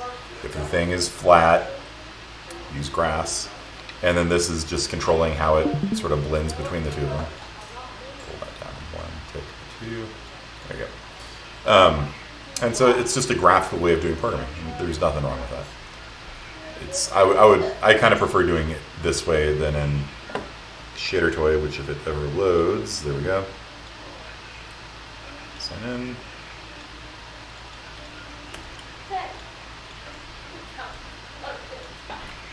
Alright, so my shaders maybe.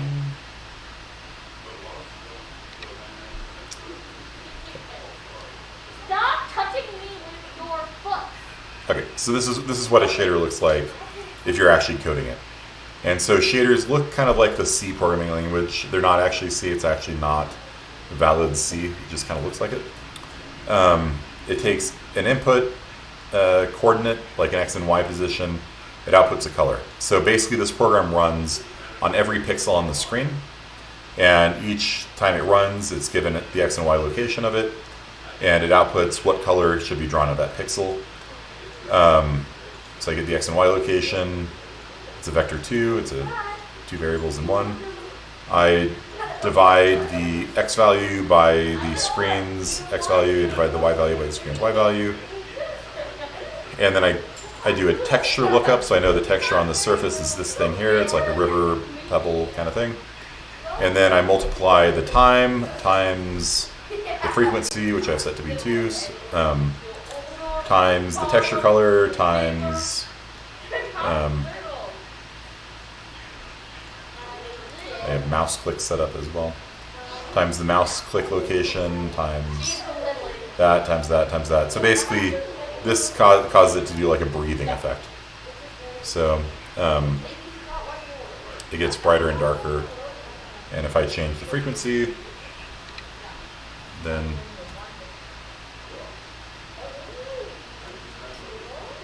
it'll go up and down more quickly. So that's what an actual shader looks like. And this is creating a shader. It just does so using, you know, dragging, dropping, and things like that. Okay. Can you get a screenshot of what? Of my shader toy? You don't have to do the shader toy right now. Sorry about it. So, I guess I can screenshot the whole thing for you guys. It's gonna be sort of hard to read, but I've zoomed in on the other ones.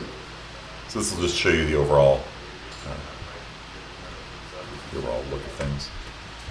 Okay, so that is it for today, and we'll pick it up tomorrow. I think we're basically done with the landscaping and that kind of thing. So we might go into a little theory, a little bit of the math behind all this.